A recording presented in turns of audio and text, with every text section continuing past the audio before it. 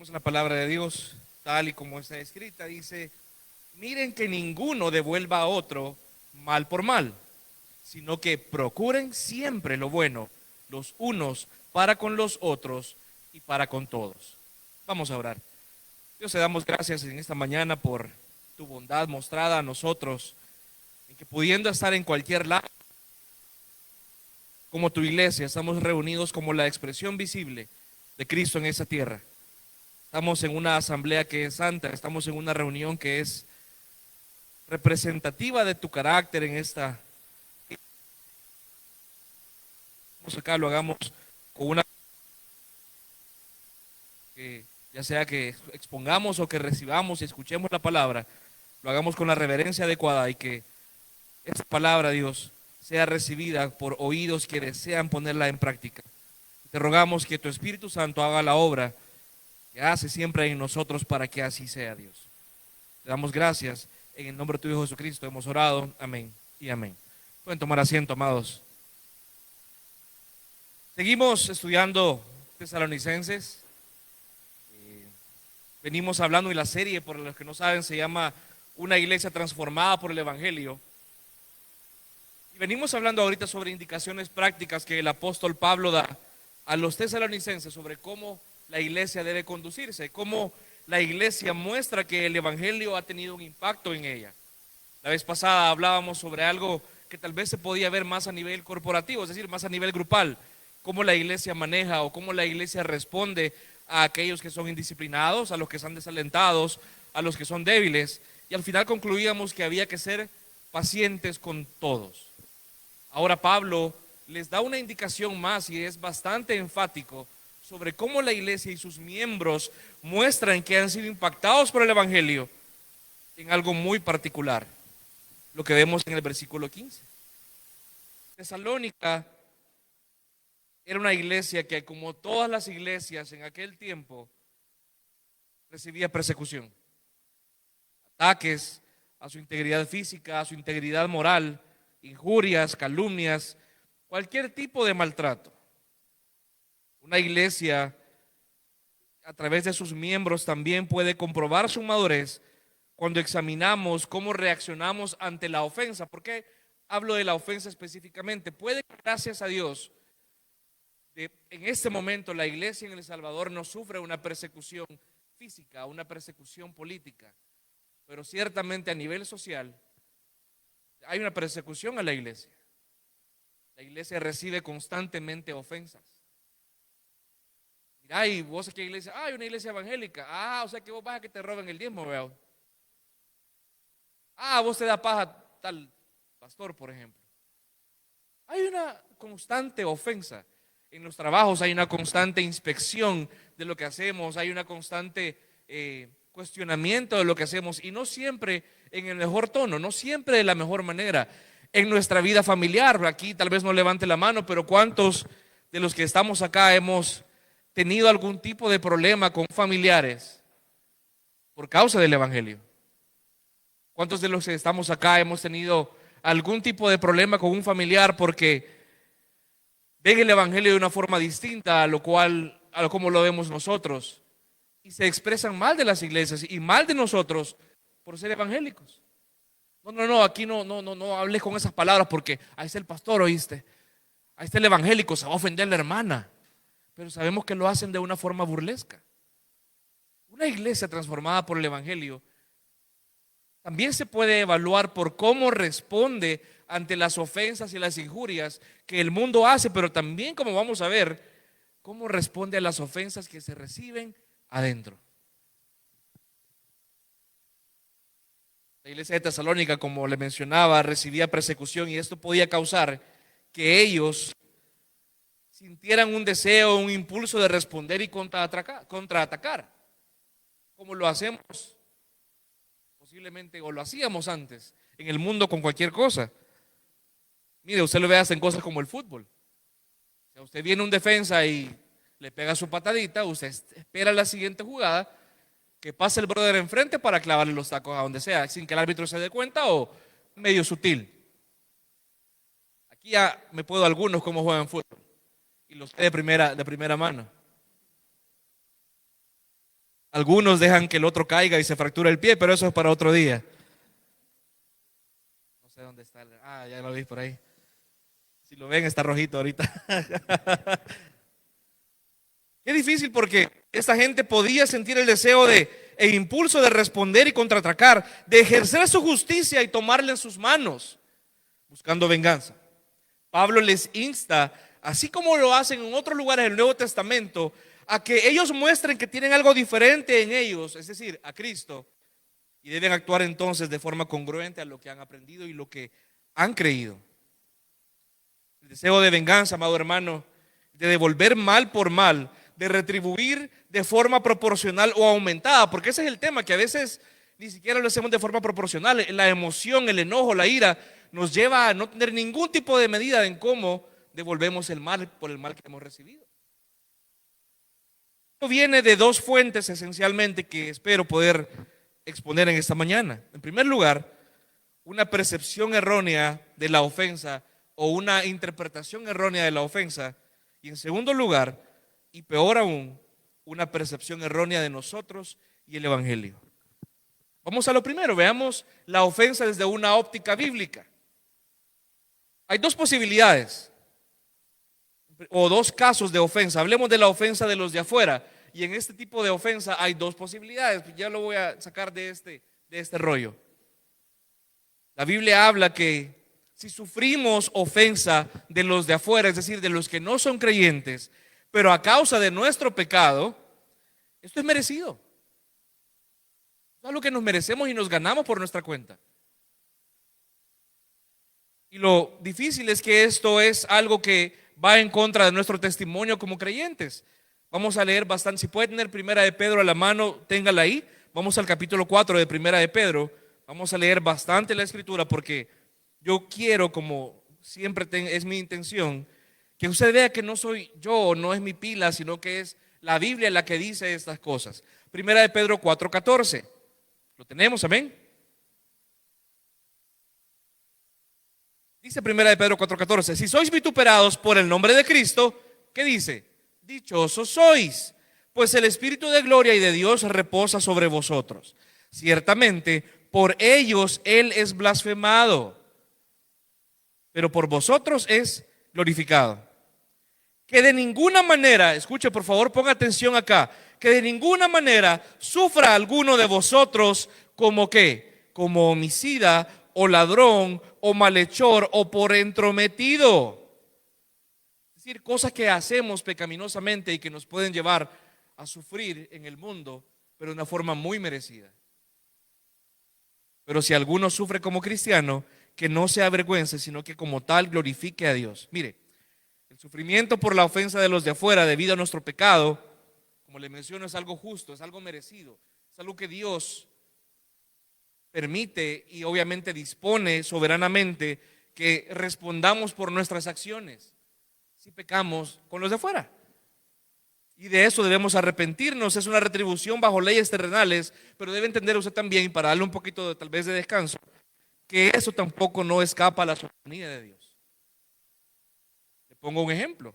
Hace varios años, lamentablemente por muy mala cabeza, caí en problemas de deudas que no podía pagar. Estamos hablando allá por 2006, 2007. Y había un almacén específico que me llamaba todos los días. ¿Sabe que yo me ofendía cuando me llamaban? O sea, me sentía indignado. ¿Por qué? ¿Por qué me están llamando? ¿Por qué me están diciendo esto? ¿Por qué me están cobrando? Pero la pregunta es, ¿acaso no era yo merecedor de eso? Claro que sí. ¿Dios lo ocupó? Sí. Pero era merecedor de eso. Lo que aquí le dice la Biblia en primer lugar es, a veces podemos recibir ofensa de los de afuera. Porque los cobradores, si ustedes le han cobrado, muchas veces no lo hacen de la mejor forma. ¿Qué pasa si recibimos algún tipo de ofensa crítica de los de afuera porque hemos nosotros hecho algo que no está bien? La Biblia en ese caso nos manda a arrepentirnos de ello para que no suframos por el pecado, sino suframos por Cristo. Le menciono esto porque antes de entrar a lo demás, quiero que también usted evalúe y examine cómo es su vida y su conducta con los de afuera. Y si no está sufriendo, porque usted dice, es que como soy cristiano, no, hermano, puede que esté sufriendo porque tal vez tenés un muy mal carácter. O tal vez estás sufriendo ahorita porque te has conducido muy mal con los de afuera. O tu conducta o tu testimonio está en cuestión y te hablan de eso, no porque seas cristiano y lo agarren contra ti, porque así nomás, sino porque les das razón para hacerlo. Evaluemos entonces si lo que hacemos nos lleva a que expongamos el nombre del Señor a vituperio. Amén. Ahora, entremos ya un poquito más en contexto. Cuando sufrimos por Cristo, esto es justo delante de Dios, pero también ordenado por Él. Acompáñame a 1 de Pedro 2:19, ahí en en el mismo libro que tenían. ¿Lo tenemos? Amén. Dice, porque esto haya gracia, si por causa de la conciencia ante Dios, es decir, si usted se limita de hacer algo, si usted se comporta de una forma distinta porque usted en su conciencia no puede hacer algo porque delante del Señor sabe que no le agrada, aquí dice la Biblia, alguno sobrelleva penalidades sufriendo injustamente. Pues, ¿qué mérito hay si cuando pecáis y sois tratados con severidad, lo soportáis con paciencia? Pero si cuando hacéis lo bueno, sufrís por ello y lo soportáis con paciencia, esto haya gracia con Dios.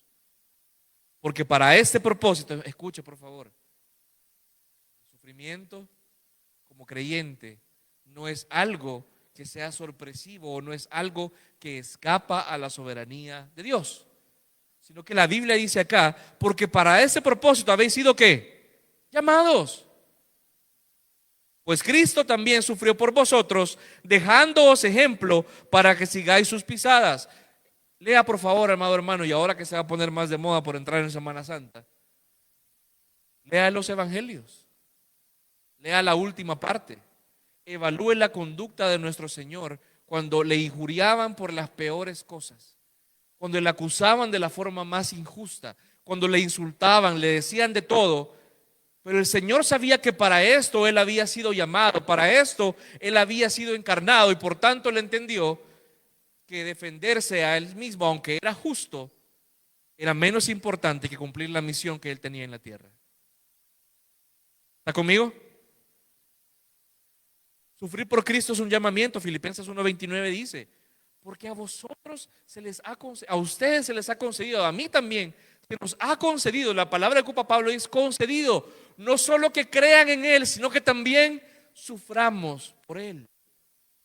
Eso, tal vez no lo vemos de esta forma, pero es una gracia inmerecida el que recibimos los creyentes, el sufrir por Él. Primera de Pedro 3:13, ya vamos a ir avanzando, dice, ¿y quién os podrá hacer daño si demostráis tener celo por lo bueno? Pero aún si sufrís por causa de la justicia, de nuevo lo mismo, dichosos sois. Y no os amedrentéis por temor a ellos, ni os turbéis, sino que cuando reciba usted ofensa, ¿qué dice acá? Santificad a Cristo como Señor en vuestros corazones. Es decir, recuerde quién es su Señor y por quién está sufriendo. Recuerde que lo que importa acá no es su reputación, lo que importa es que el Señor sea glorificado. Eso cambia la perspectiva porque ya no voy a buscar defenderme, sino, mira lo que dice acá, estando siempre preparados para presentar defensa ante todo el que os demande razón de la esperanza que hay en vosotros, pero hacedlo con ¿qué? Mansedumbre y reverencia, no con el deseo de tirarle porque este fue el que me tiró y ahora que le predico el evangelio lo voy a hacer con saña para que se sienta mal, con mansedumbre y reverencia, teniendo buena conciencia, para que en aquello en que sois calumniados, mire la diferencia, en aquella ocasión era aquello que usted realmente ha cometido, pero acá dice aquello en lo que usted es calumniado, es decir, lo que hablan de usted, porque usted se conduce de forma íntegra y por tanto las acusaciones en contra suya son calumnia. En aquello que sois calumniados, sean avergonzados los que difaman vuestra buena conducta en Cristo. Somos dichosos si sufrimos por el evangelio. Y debemos rogarle a Dios que podamos tener el privilegio de presentar defensa de nuestra esperanza. Y Aquí se evidencia la gran distinción que hay entre la mansedumbre y reverencia de un creyente, que es modelo de Cristo, versus el impulso de venganza. Ayer me di cuenta de un tema de una calumnia seria en contra de mi persona en un lugar de trabajo. Y lo peor es que yo sé de dónde se originó. Algo difícil, muy, muy serio.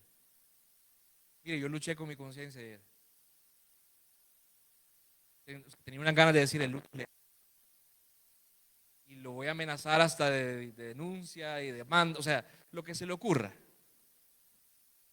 Y obviamente en la noche el Señor, releyendo eso, el Señor siempre ocupa, créame, las cosas que le pasan a uno en la semana para esto, hermano. Y fue como, bueno, voy a dejar que el Señor entonces, no es que mi intención sea que les avergüence, pero que sea el Señor el que presente defensa de mí. ¿Por qué? Porque aquí no venimos a que nuestro nombre sea limpiado por nuestra justicia propia y a vengarnos por nuestra cuenta, sino que hay algo mucho más grande que está acá, que es el nombre del Señor. Y la venganza, amado hermano, humanamente justa, no es algo que le agrada al Señor. No habla bien del carácter de un cristiano. Tiene usted todo el derecho de hacerlo. Han hablado lo peor de usted de una forma injusta y lo han comunicado o le han tratado de una forma mala. Le han dicho de lo peor y es ciertamente calumnia.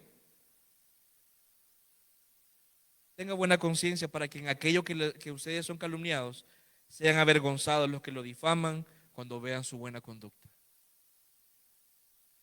¿Está conmigo, iglesia? Amén. Ahora, hablemos de la ofensa de los de adentro, aquí en la iglesia. Hablemos de ya lo que posiblemente a veces no sabemos cómo manejar.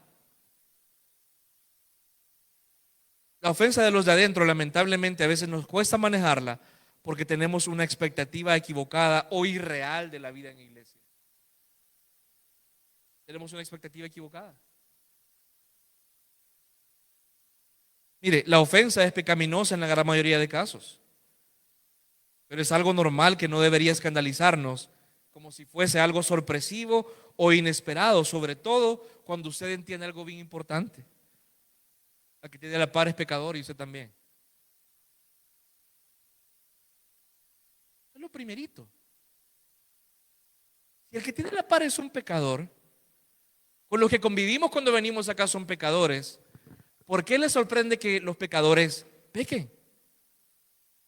Es que no debería ser así. Amén, hermano. Algún día primero lleguemos al cielo y ahí le prometo que no va a haber ni una ofensa. Pero mientras estemos acá, tenemos que aprender a lidiar bíblicamente con la ofensa. Tenemos que aprender a lidiar bíblicamente con cuando la gente falla y cuando nosotros fallamos. ¿Por qué? Porque lo de pagar mal por mal no solamente aplica para afuera. A veces se ve aquí adentro también. Ah, bueno, este me hizo esto, ahí le va. No, este me hizo esto, ahí le va la ley del hielo. Ahí le va esto. Que se dé cuenta que estoy enojado. Le paso a la par y no le hablo. Le paso a la par y le paro la cara. Lo dejo en visto. Si él me inventó algo, yo le invento algo más todavía. Con capítulo y todo. ¿Exagerado? No. La ofensa no debería ser algo que nos alarme como normal en la vida de iglesia. Claro, no es algo positivo. No le estoy diciendo, pues ofenda, dele libremente. No. No es algo positivo que deba dejarse sin cuidado, pero es algo que usted debe entender que Dios ha provisto una instrucción para cómo manejar la ofensa y esta seguramente y ciertamente no es la venganza. Amén, iglesia. Santiago 3, versículo 1, lo leo yo. Para el que posiblemente quiere ponerle la norma muy alta a otros, mira lo que dice acá. Hermanos míos, no os hagáis maestros muchos de vosotros. Mire, aquí obviamente habla en contexto de que él quiere enseñarle algo a alguien más. Pero cada vez que usted quiere ponerle la norma a alguien de que no debería ser así, usted se coloca en esta posición. Mire lo que la Biblia le dice. sabiendo que recibiremos un juicio más severo. Porque todos, ¿qué es todos, hermano? Todos tropezamos de muchas maneras. Otra versión dice, ofendemos de muchas maneras. Si alguno no tropieza en lo que dice, es un hombre perfecto, capaz también de refrenar todo el cuerpo. Es decir, todos tropezamos, todos nos equivocamos, todos ofendemos de muchas maneras, diversas, creativas, coloridas, de diferentes aromas y sabores. Todos acá ofendemos, aún por omisión. Mira, pero yo no le hablo a nadie, entonces ¿cómo voy a ofender? Ahí ofender, brother. Te pueden ver como creído, como que no te interesa. O sea, mire, no es por decirle o quererle probar el punto, sino que todos en algún momento fallamos. Todos en algún momento vamos a tropezar, sobre todo con lo que decimos. ¿Cómo lidiamos o cómo manejamos eso? Mire, algunos puntos que hay que recordar sobre esto es, en primer lugar, como lo dije hace un momento, los pecadores pecan, aún en contra de las personas que aman. El que alguien te ofenda no quiere decir que no te ame. El cómo va a actuar una vez te ofendió, sí va a mostrarte si te ama o no. Hay una diferencia. Amén. Segundo, las ofensas en la iglesia son tropiezos que se dan en un contexto mayoritariamente de las relaciones, son pecaminosos cuando se cometen deliberadamente, pero también hay que recordar que son ofensivos, aun si es inconsciente o involuntariamente. Es decir, si tú ofendes a alguien, tú no sos responsable, o sea, con querer queriendo, como decía el chavo, si no sos responsable por cómo tú hiciste sentir a esa persona. Estas ofensas no deben ser, y escuche por favor, le ruego que me ponga atención, estas ofensas no deben ser la muerte de las relaciones, porque la consecuencia lógica de que cada vez que nos ofendemos la relación muere, la consecuencia lógica sería que al final todos terminaríamos sin hablarnos unos a otros o viviendo una relación sumamente superficial acá. Como voy a evitar ofenderme, entonces, ofender a cualquiera por cualquier cosa, voy a ser muy diplomático. Hay una diferencia entre ser maduro y no ofender y otra ser diplomático. Hay una gran diferencia. Dios nos ha puesto en el cuerpo para edificarnos a través de lo bueno y a través de lo malo. Aquel que le ha ofendido, amado hermano, puede ser y muy probablemente es la herramienta perfecta de Dios para formarle en este momento. ¿Ya ha querido usted desatornillar algo con un destornillador muy chiquito o muy grande? ¿Sabe qué es lo que pasa? Se soba. No voy a decir que usted va a acabar sobado, pero sí le quiero decir que valore la herramienta que Dios ha puesto en su camino ahorita. Es decir, esta ofensa que tú has recibido o esta ofensa que tú has cometido, amado hermano, va a servir para que el carácter de Cristo sea formado en ti y en la otra persona. Es posiblemente inevitable que alguien o pretender que nunca nadie te ofenda, pero sí es completamente algo que tú puedes controlar, el cómo vas a reaccionar y si vas a mostrar el carácter de Cristo ante esa ofensa. La ofensa entonces descubre cosas en el corazón tanto del que ofende como del ofendido en su reacción, como veremos más adelante. De hecho, solamente mencionándolo, si usted lee 1 Corintios 13:5, que 1 Corintios 13 lamentablemente lo han mal ocupado pensando que es un pasaje para dedicarle a la novia o a la esposa cuando se va a comprometer o lo que sea. Él está hablando de Cristo. Un amor que es imposible que usted y yo exhibamos por nuestras propias capacidades. Es un amor divino, es un amor que viene de Dios, que únicamente Él en nosotros puede producir. Lo que dice el versículo 13:5 es: el amor no se porta indecorosamente, no busca lo suyo, pero escuche, no se irrita, no toma en cuenta el mal recibido. Aquel que se ofende fácilmente no es una persona que actúa ni obra en amor. Es decir, claro, la gente puede hacerte algo que te ofenda, La gente puede hacer algo que te va a herir, pero tú decidís cómo lo tomás y lo ves como, este ya me hizo esta, que ya va a ver, qué bárbaro. Y empieza usted a maquinarse hasta la película de todo lo que va a hacer. O usted lo ve como, este es un pecador que me ha ofendido, pero voy a responderle como vamos a ver más adelante. El ser hipersensible, amado hermano, puede ser pecaminoso. El ser una persona que se ofende por todo y por nada. No le quiero decir que usted va a ser alguien que se va a hacer el de los panes cuando la gente le está obrando en su contra, no. Pero el ser alguien que se lo toma muy a pecho, que toma vengativamente las cosas, no obra la justicia de Dios. Usted lee 1 Corintios 13 en general. Una forma que puede ser interpretada, aquí no me cite por favor, no estoy yo de hereje, pero usted puede tener la razón, pero si no tiene amor no tiene nada. ¿Ve la diferencia? Usted puede tener el argumento teológico más sólido. Usted puede tener la razón en lo que usted está demostrando. Usted puede tener el argumento más inquebrantable bíblicamente para probarle a alguien que se ha equivocado. Pero si usted no obra en amor, nada tiene. ¿Está conmigo todavía, iglesia? ¿O nunca le ha pasado? Yo creo que aquí nunca nos hemos ofendido entonces, ¿verdad? Usted nunca ha ofendido a nadie. Pongamos atención aquí, por favor. ¿Cuál es el problema entonces con la venganza? Y aquí entramos a la problemática de esto. Ya vimos de dónde viene la percepción esta, de una concepción equivocada de la ofensa y una concepción equivocada, ya entramos a este punto, de una concepción moral errónea, no bíblica. Miren lo que dice la Biblia acá. Miren que ninguno devuelva a otro mal por mal. Mirad significa observe, fíjese, asegúrese. Debe ser algo que la iglesia debe estar pendiente, de que no haya circunstancias de venganza o de retribución pecaminosa entre sus miembros.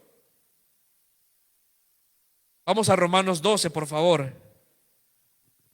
Versículos del 14 en adelante.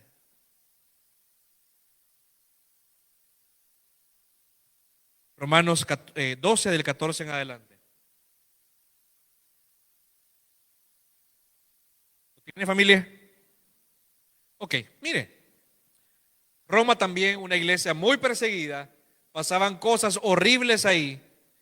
Y miren lo que les dice Pablo a los romanos. Póngame atención aquí, por favor. Bendecid a los que os persiguen. Bendecid y no maldigáis. Gozaos con los que se gozan y llorad con los que lloran. Tened el mismo sentir unos con otros. Fíjense en estas frases porque las van a ver en otro lugar también. No seáis altivos en vuestro pensar, sino condescendiendo con los humildes. No seáis sabios en vuestra propia opinión. Nunca paguéis a nadie mal por mal. Respetad lo bueno delante de todos los hombres. Si es posible, en cuanto de vosotros dependa, estad en paz con todos los hombres. O sea, con todo el mundo, pues. Mira el 19, solamente para que vea el contexto de este pasaje. Amados, aquí no le está hablando a gente que en el trabajo lo maltratan. Aquí no le está hablando a gente que lo calumnian. Aquí le está hablando a gente a que la queman viva. Aquí le está hablando a gente que la latiguean en público. Aquí le está hablando a gente que la golpean y la exhiben y la humillan públicamente por su fe.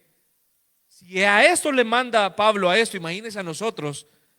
Amados, nunca os venguéis vosotros mismos, sino dad lugar a la ira de Dios, porque escrito está, mía es la venganza, yo pagaré, dice el Señor. Aplicado a la iglesia, Pablo insta a los romanos a lo siguiente: en primer lugar, a tener el mismo sentir unos con otros. Ya vamos a hablar de eso en un momento.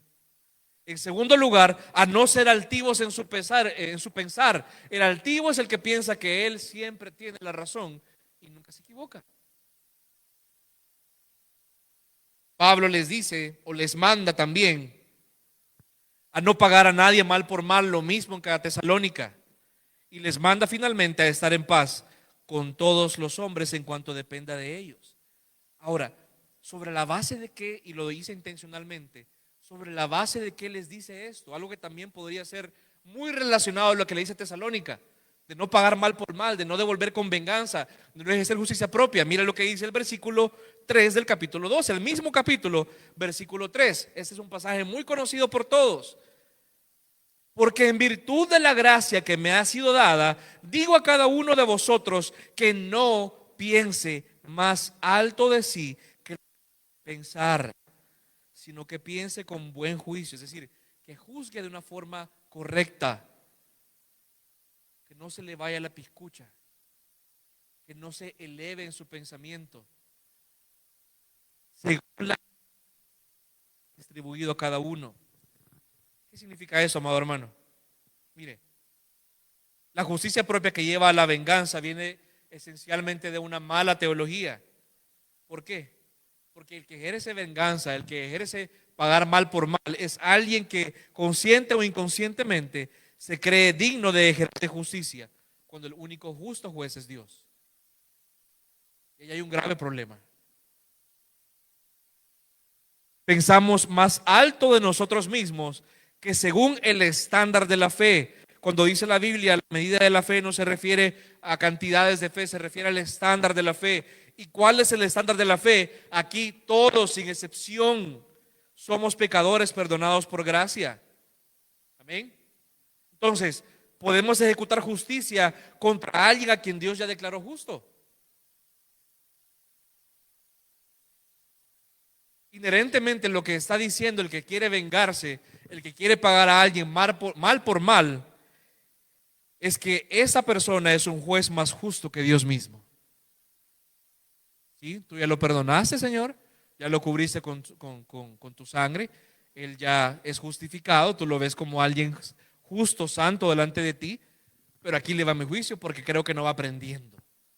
Creo que en tu justicia te faltó algo. No fuiste suficientemente recto, no fuiste suficientemente santo, no fuiste suficientemente severo con Él, o no fuiste suficientemente, peor aún, con Cristo en la cruz que ya pagó por este pecador. Así que yo le voy a aplicar lo que falta porque no creo que sea suficientemente justo lo que le pasó a Cristo ahí, y esa justicia no fue suficiente para cubrir el pecado con el que esta persona me ofendió a mí. No es suficiente, así que falta lo mío.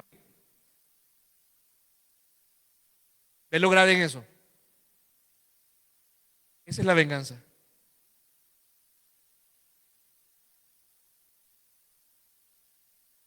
Eso es el deseo de retribución. Esa es la justicia propia. Eso es el resentimiento. Eso es cuando no soltamos. Y lo peor aún es que el que se amarga más es el que no perdona.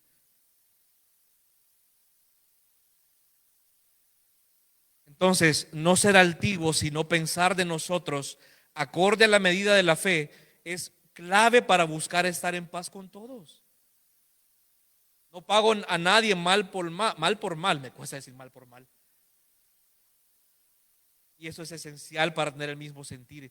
El que se cree más santo, más justo, o si alguien no ha entendido bien el evangelio, va a llevar necesariamente lo que vemos acá.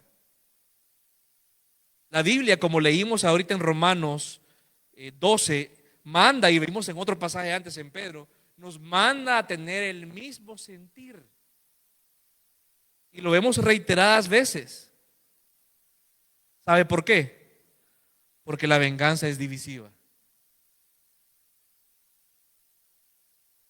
Las divisiones, las separaciones entre hermanos vienen usualmente de una justicia mal retribuida. Cuando las relaciones se separan es porque no hemos entendido la justicia de Cristo para nosotros. Acompáñeme, y le dije que tuviera Pedro cerca. Vamos otra vez a primera de Pedro 3, versículo 8.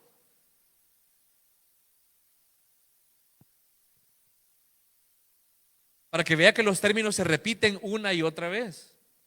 Es decir, tal vez aquí un tema un poquito teológico. Eso es lo que se llama teología bíblica. ¿Qué es lo que la Biblia dice acerca de un tema? Si usted lo ve de reiteradas formas, es un tema en el cual la Biblia es intencional y muy claro. ¿Qué dice la Biblia acerca de esto? Lo repite muchas veces. Primera de Pedro 3, 8. En conclusión, sed todos de un ¿qué? Mismo sentir. Ya vamos a explicar qué significa eso. Compasivos, fraternales, misericordiosos y de espíritu humilde, no devolviendo mal por mal. ¿Cuántas veces leímos ya esto? O insulto por insulto, sino más bien bendiciendo, porque fuisteis llamados con el propósito de heredar bendición. Pues el que quiere amar la vida y ver días buenos, refrene su lengua del mal y sus labios no hablen engaño. Apártese del mal y haga el bien. Busque la paz y sígala. ¿Por qué? Porque los ojos del Señor están sobre los justos y sus oídos atentos a sus oraciones. Pero mira lo último. Pero el rostro del Señor está contra los que hacen el mal. Aquí hacer el mal tiene una relación contextual directa con lo que vimos hace un momento. El vengarse, el retribuir según la ofensa recibida. La Biblia le llama acá a hacer el mal. El que sabe hacer lo bueno y no lo hace le es contado como pecado. Si la Biblia ya usted le instruyó a no devolverle al otro mal por mal recibido, si usted lo sigue haciendo, amado hermano, aunque la otra persona le haya ofendido y haya sido una ofensa muy grave, usted también está pecando. No está libre ahí. Si se habla de justicia, si queremos ir a un juicio o ir a una corte y presentar evidencia de ambos lados, usted también está en culpa. La ofensa es divisiva, la venganza es divisiva. Ser de un mismo sentir, como dice acá Pedro, no significa o no quiere decir que el Evangelio nos va a capacitar mágicamente para siempre estar de acuerdo en todo, al menos no de inicio. Eso es imposible.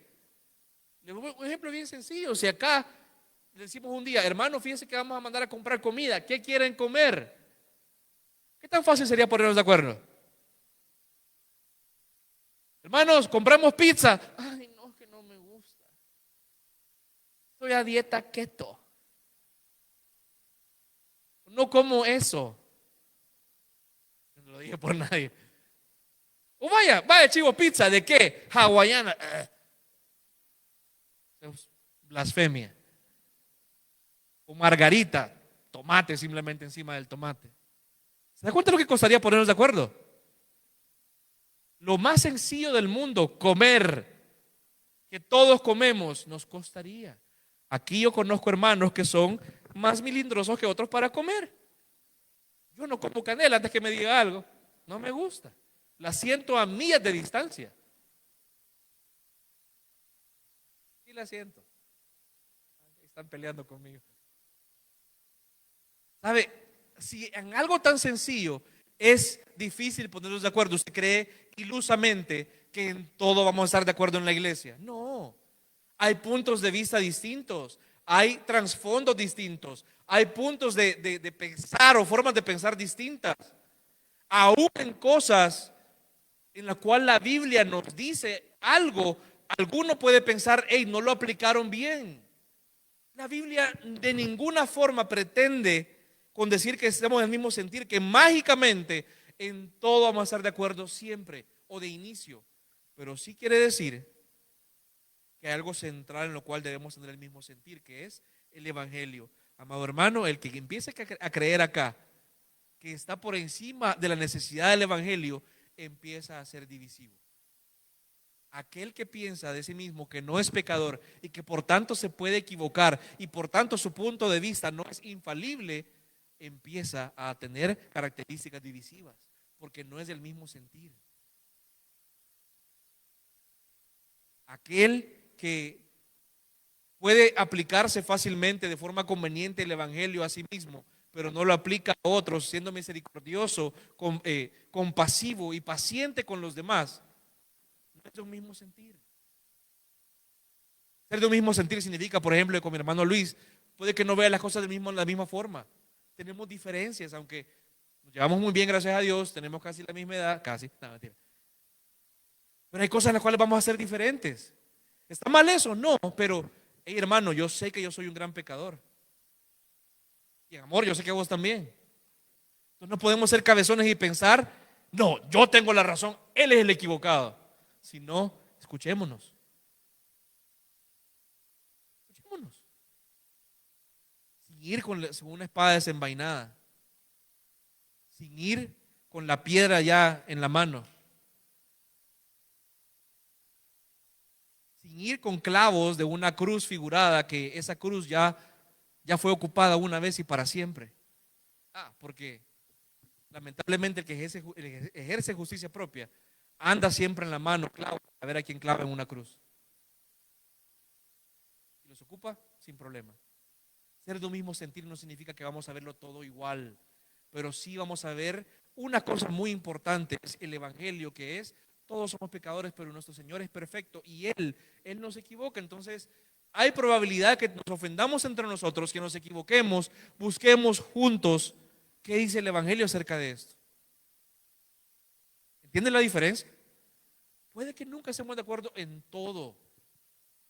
Puede que algún día, por ejemplo, nos movamos de ese local y puede que el 99% esté contento, pero va a haber una persona que esté molesta. Está bien, hermano, no hay problema. No tenemos un problema porque te moleste que no estés de acuerdo con esto. Si hay un problema cuando tú sí que tenés creencias acerca del evangelio que son distintas a las nuestras, porque ahí entonces estamos partiendo de no ser de una sola mente. ¿Lo debe entender, iglesia? Amén. Y lo grave acá es esto: el que se ofende y decide vengarse pagando mal por mal es divisivo en principio, porque puede estar aquí en la iglesia muchos años, pero va a haber una iglesia distinta en esa persona. Va a ser de un sentir distinto. La persona que se venga, la persona que se resiente, la persona que vive ofendido aunque le pidieron perdón ya, decide conscientemente no ser del mismo sentir al considerar el evangelio y la cruz como insuficientes para la reconciliación con el ofensor. Sí, el Señor ya lo perdonó, pero yo no, yo soy un juez más justo, como decía hace un momento. Ese es el problema. Sí, puede que tú nunca veas la vida de la misma forma que esa persona, pero la Biblia sí te dice que esa persona ha sido redimida por la misma sangre que vos. Te guste o no te guste, es tu hermano. La obligación que tenemos es de buscar entonces cómo entendernos con la base del evangelio. Sobre todo, como decía al final del versículo 12, hay consecuencias de parte del Señor para el que hace el mal de forma deliberada. Sobre todo si se trata de los hermanos en la fe, ya que la Biblia dice acá que el rostro del Señor está contra ellos. Mire, puede que Dios en su gracia no va a traer necesariamente una desgracia, una calumnia a su vida, pero no piense que con eso está libre de que haya algo negativo en su vida. Algo tan sencillo como que su vida espiritual no va a prosperar porque su vida de iglesia se va a ver limitada por su postura fuera de un mismo sentir. ¿Me doy a entender? Es decir, si usted decide estar fuera del mismo sentir porque usted decide seguir ofendido, resentido o querer ejercer venganza, usted está fuera del sentir del colectivo que está entendiendo el evangelio. Su vida de iglesia no va a ser la adecuada. Su vida de iglesia va a ser la de un llanero solitario que va a andar todo el tiempo quejándose de aquella persona que le ofendió, demandando una justicia que Cristo ya suplió, demandando un castigo que ya sufrió el Señor en la cruz, demandando una retribución que el Señor algún día, si Él quiere, lo va a ejercer, no usted. Y ahí se va a quedar, porque se va a autoseparar de la comunión del cuerpo. Entonces puede que no, usted no se vaya a matar en un accidente, puede que no se le vaya a destrozar o a agarrar fuego en la casa, no. Pero entienda que su vida espiritual va a ser mediocre por seguir persistiendo en estar resentido y buscando pagar mal por mal. En principio puede sonar como, no es nada. Créame, hermano, para un cristiano que ama al Señor es todo. ¿Qué se nos manda a hacer entonces? ¿Qué debemos hacer entonces? La Biblia dice: si no procurad siempre lo Bueno, ¿quién mejor para eso que nuestro Señor? Veamos cuál es la ética del reino, porque creo que un problema que hay en la iglesia es que no les hace clic, o a veces no nos hace clic a todos, que aquí no es su casa, es decir, no es su domicilio, aquí no es su familia como lo educaron por mucho tiempo, aquí no es su trabajo, aquí la iglesia es la asamblea del Señor, donde lo que prima es su reino, sus reglas, sus leyes, su forma de hacer las cosas, es decir, la ética del reino que está por encima de la ética mundana. Acompáñenme por favor a Mateo 5, versículo 38. Ya con este punto vamos aterrizando.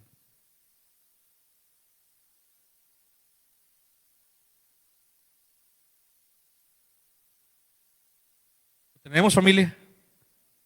Mateo 5:38. Vamos a leer una buena cantidad de pasajes porque me interesa que lo veamos.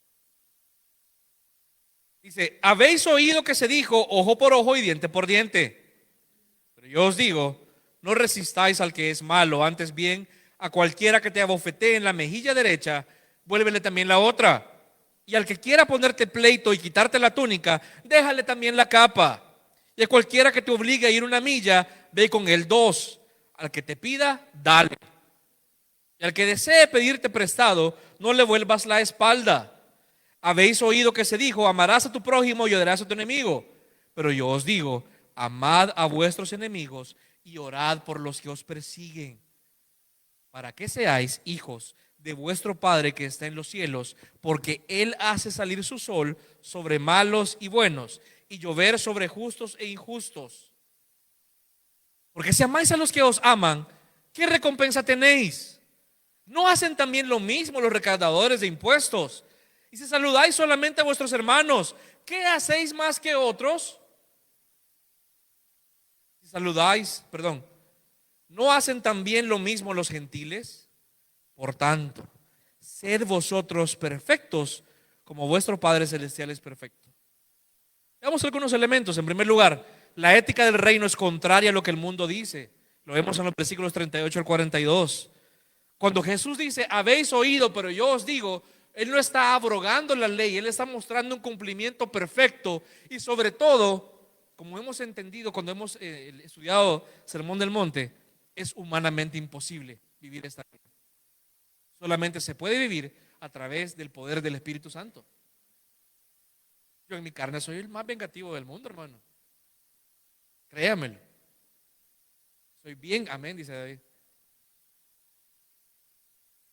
No voy a decir nada porque no voy a ejercer venganza. Soy bien creativo para la venganza. Me hago unos escenarios y unos guiones. Ni Quentin Tarantino, pues.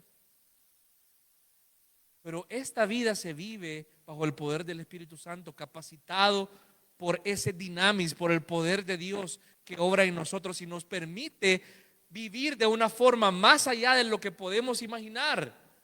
Y eso es lo que nos dice aquí en el versículo 38 al 42. Esos ejemplos de si te dan una mejilla, poner la otra, el que quiera pleito y quitarte la túnica, dar la otra. No quiere decir, hermano, de una forma ridícula que si lo asaltan y le quitan un teléfono, mira, no quieres también la billetera, hay que dar la tarjeta, mira, te doy el PIN. No se refiere a eso. Se refiere a muestre algo que el mundo no espera. Muestre una cara opuesta a lo que se esperaría. Son exageraciones que pone el Señor acá para demostrar que el cristiano debe mostrar algo distinto. No se oponga, no quiere decir que usted va a andar literalmente poniendo la cara para que le den. A lo que se refiere es, el creyente no debe ejercer su justicia propia, no buscar pleito, entendiendo que pertenece a un reino con reglas y normas muy distintas dictadas por un juez justo. No quiere decir que usted va a ser una persona que va a ser el punching bag de todo el mundo. No.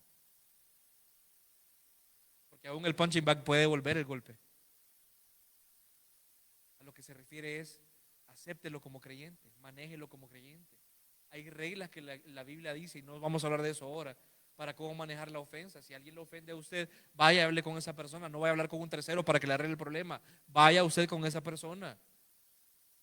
Desde ahí usted muestra si lo maneja bien o no. No me quería meter en esto, pero bueno. Desde ahí lo muestra usted si lo maneja bien o no. Si usted va a un tercero para que le arregle los problemas, desde ahí usted se pone la misma categoría de lo que acusa al otro, porque usted ya pecó de murmuración.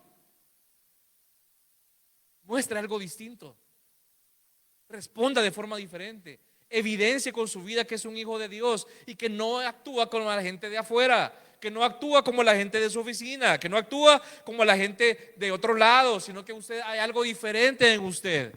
Recuerde que las normas que el reino de Dios implica, la ética del reino es distinta que la humana. En segundo lugar, amar a nuestros enemigos es un reflejo del carácter del Padre. Mire lo que dice, bueno, lo vimos, versículos 43 y 45. Yo les digo, amen a vuestros enemigos y oren por los que os persiguen, para que sean hijos de vuestro Padre. Mire, aquí no quiere decir que la salvación depende de esto. No, a lo que se refiere acá es, recuerde que bíblicamente ser hijo significa una relación de un parecido, de la manifestación del carácter. Para que sean hijos de Dios es para que sea evidente que su Padre es Dios. Y mire, aquí no dice que Dios se va a hacer el de los panes con la ofensa. Mire lo que dice acá, para que usted entienda a dónde voy apuntándole. Para que seáis hijos, versículo 45, de vuestro Padre que está en los cielos, porque Él hace salir su sol sobre malos y buenos y llover sobre justos e injustos. Pregunta, esto va a ser una condición eterna, ¿verdad que no? Un día el sol se va a detener. Un día la lluvia va a cesar. Un día el Señor va a traer un justo juicio contra los que no creen en Él. Pero para mientras usted muestre la gracia, al menos la gracia común que el Señor muestra para los incrédulos. Si el Señor muestra gracia común haciendo que el sol les caiga en su casa, que la lluvia les caiga en su casa, ¿por qué usted le niega gracia común y la gracia del Señor a esta gente? Así se evidencia que somos hijos de Dios.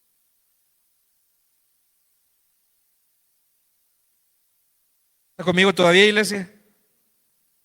Entonces, una iglesia transformada por el Evangelio es una iglesia madura que tiene la capacidad de amar en el Señor a aquellos que no nos retribuyen nada bueno, que no nos representan ninguna ganancia, sino que al contrario nos ofenden. Versículos 46 y 48. Porque si aman a los que os aman, ¿qué recompensa tenéis? Mire, o sea, ¿no hacen también lo mismo los recaudadores de impuestos? O sea, lo pone a usted, si hace de esa forma las cosas, en la categoría de lo más vil que había en esa sociedad. Si saludan solamente a sus hermanos, ¿qué hacen de diferente? O sea, ¿qué hay de diferente en ustedes? ¿Qué hay de mayor? ¿Qué hay de distinto que el mundo no ha visto? ¿Qué hay de evidencia aquí en la iglesia que hemos sido transformados por el Evangelio si hacemos lo que el mismo mundo hace? No se trata de eso. Sino sean perfectos, es decir, maduros, como nuestro Padre es la norma perfecta de esto. ¿Qué quiere decir? Haga lo bueno sin excepciones. Busque intencionalmente personas que le han ofendido. Busque personas que tal vez no le caen muy bien. Busque restaurar relaciones rotas por posiblemente su deseo de venganza o justicia propia. Mire, que venganza no es que le va a tirar una pedrada al que va allá. No, venganza es, le cierro la puerta de mi vida, le cierro la puerta de mi casa, le cierro la puerta de una relación conmigo. Eso también es venganza. Quiero que se dé cuenta que estoy enojado con él, con ella. Quiero que sufra y sienta la ofensa que me hizo pasar. Quiero que él o ella sientan lo que yo sentí, que se dé cuenta que yo no me voy a dejar y que no soy ningún baboso. Eso es venganza. La Biblia le manda a usted a con esas personas mostrar que hay algo distinto en usted. Gálatas 6:10 dice, así que entonces hagamos bien a todos según tengamos oportunidad. Y especialmente a los de la familia de la fe. Mire, eso no quiere decir un bien indiscriminado y sin criterio de sabiduría, porque usted no va a invitar posiblemente a su casa a comer a una persona que ha dicho que lo odia, pero hay pasos que va a ir tomando. No quiere decir que va a andar regalando el dinero a personas que posiblemente son no sabias y que lo van a ocupar en cosas que nada que ver. No, también el Señor le da a usted un criterio de sabiduría para ocupar estas cosas. Pero lo que le dice acá es que haga el bien. El bien puede tomar diferentes formas. Ya le explico acá qué significa. ¿Qué es lo bueno? Y lo que dice 1 Tesalonicenses 5, la palabra en griego que se ocupa es agatos, que significa en el sentido bíblico, escuche bien, ¿qué es hacer lo bueno? Es lo que se necesita a hacer en nuestras vidas a través de la fe por el Espíritu Santo. Eso es hacer el bien. No es solamente cosas materiales, no es solamente cosas terrenales, sino cosas también que tienen que ver con lo que Dios nos capacita para hacer. Mire, yo lo entiendo, como le digo, no es fácil, de ninguna manera. Pero una iglesia transformada por el Evangelio es eso. Aquella iglesia que muestra algo que no podría hacer por su cuenta, sino que evidencia características que únicamente el Espíritu Santo puede producirlos en ella.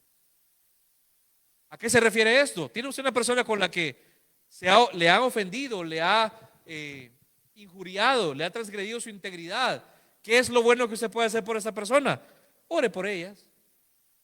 No lo ande publicando, vea. Aquí en oración por esta desgraciada. No, no es eso. No es lo más íntimo. Señor, yo te ruego por la vida de esa persona. Yo no lo puedo transformar, pero tú sí. Pero sobre todo, transformame a mí.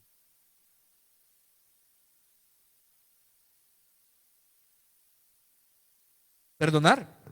Sabemos y hemos entendido por lo que hemos aprendido que el perdón bíblico es también el que se otorga a una persona que se arrepiente de ello, pero por lo menos, hermano, de nuestro lado, que esa ofensa no sea una que saquemos constantemente y que la andemos acá, como le digo, como piedra en el morral lista para tirarla en cualquier momento. Eso no es Cristo. No es así. Una iglesia de Cristo no obra de esa forma. Vayamos a un nivel más adelante. Ya pasó tal vez de la etapa de que lo odia y lo quiere maldecir. Ya ahora ya ora por esa persona, ya busca, busca perdonar. O más adelante, busca relacionarse con esta persona. Tal vez no para ser los mejores cheros. Puede que eso lleve más tiempo. Pero puede tener una relación de edificación con esa persona. Una relación en la cual no sean mutuamente obstáculo o tropiezo unos con otros, sino que se puedan edificar. Vamos a una etapa más adelante. ¿Puede usted sembrar en estas personas? ¿Puede usted invertir tiempo, estar pendiente de ellas? Haga lo bueno, no pague mal por mal, sino haga esto. Suena ilógico, suena irracional, suena hasta tonto. Y el mundo puede decir, no seas bruto, te van a ver la cara. Pero gracias a Dios tenemos el ejemplo perfecto de nuestro Señor, que estando en forma de Dios, no estimó estar en forma de Dios y con la gloria de ser Dios como algo que aferrarse. Y Él decidió encarnarse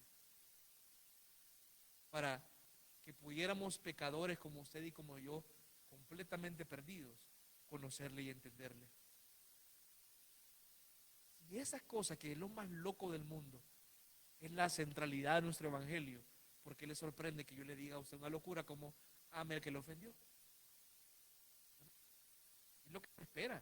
De hecho, preocúpese si no lo ha estado evidenciando usted ahorita. Hermano, pero es que yo no puedo fingir. Yo no soy hipócrita, yo soy malísimo actor. No se trata de eso.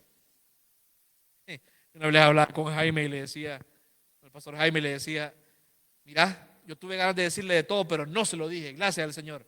Pero lo sentiste, me enojé con él, no tiene idea de cómo me enojé con él.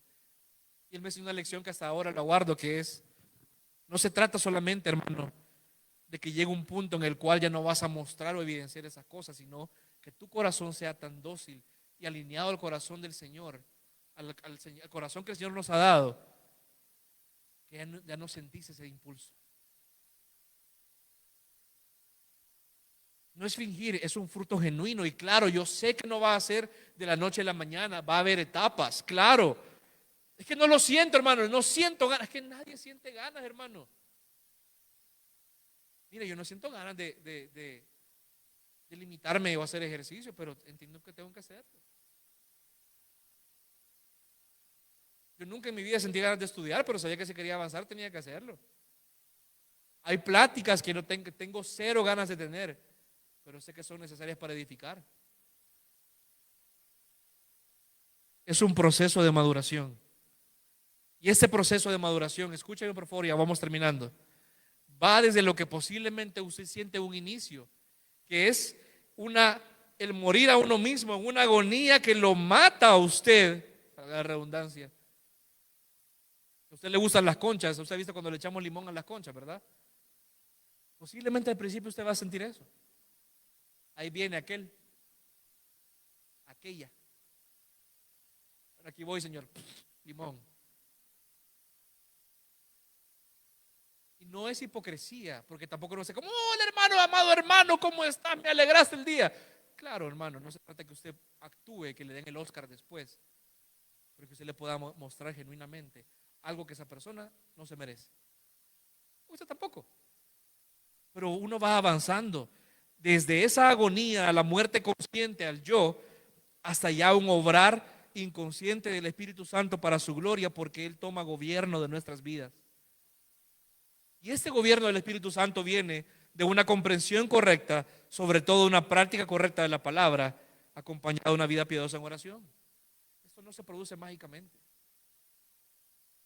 Hay personas con las cuales va a tomarle oración, leer la Biblia y una buena cantidad de meditación en la palabra, que su perspectiva hacia ellos o ellas cambie.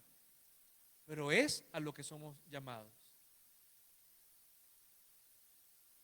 En resumen, amado hermano, una iglesia transformada por el Evangelio no busca pagar mal por mal, sino que se asegura de mostrar el bien a todos, sin excepción. Y tenemos el ejemplo de Cristo. En la cruz vemos el ejemplo perfecto de no pagar mal por mal, sino de procurar lo bueno para con los demás. Mi oración en esta mañana y mi invitación a usted en esta mañana, amado hermano, es que cada vez que nos veamos en la situación donde deseemos o consideremos que tenemos el derecho de tomar la justicia en nuestras manos, recordemos que la justicia perfecta buscó reconciliar a los hombres consigo por medio de la cruz. Amén. Vamos a orar.